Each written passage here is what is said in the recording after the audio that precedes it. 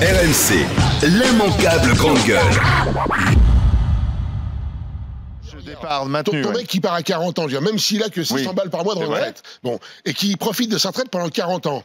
Il aura gagné autant de pognon à la retraite que celui qui a bossé jusqu'à 60 ans et qui aura 1200 balles par mois. Oui, mais c'est. Eh ben, non, je suis désolé. Il faut quand même un âge limite. Moitié. Donc, il y a un moment, c'est pas possible. Tu touches que la moitié. Il y a 62 ans, il faut maintenir à 62 ans l'âge égal. Je sais pas si c'est 62 ans l'âge idéal, mais de toute façon, il faut pas rêver. Enfin, dans le reportage qu'on a vu tout à l'heure, le mec, il disait plein de choses, il a oublié de dire un truc. Et en plus, les gens voudraient 5000 € par mois. Voilà. C'est pratiquement ça. C'est-à-dire partir de bonne heure, faire ce qu'on veut, en bonne santé, puis avoir plein de pognon. Non, c'est pas d'illusion. Il y a un moment. Surtout qu'on vit plus longtemps. Donc, c'est normal de travailler un peu plus longtemps. Moi, je pense que 62 ans, c'est quand même pas quelque chose de catastrophique. Ça me paraît un âge raisonnable. Quand on regarde ce qui se passe autour de chez nous, c'est quand même pas complètement déconnant. Non. Donc voilà. Alors après, mais ceux qui craignent, c'est pas comment dire, c'est pas du luxe ou pour se plaindre. C'est que certains se disent, est-ce que je serais encore capable physiquement de le faire à 67 ans devant des élèves très turbulents, devant une classe de 4e. Moi personnellement, je pense faire évoluer les métiers aussi.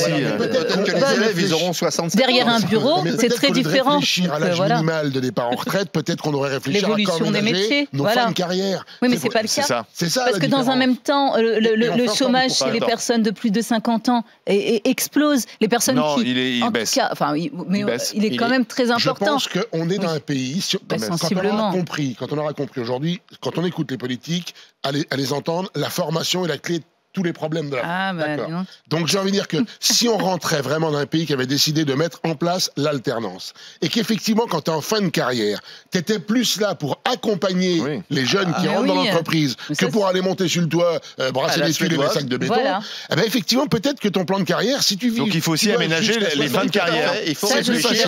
Il faut réfléchir aux fins de carrière. L'immanquable grande gueule.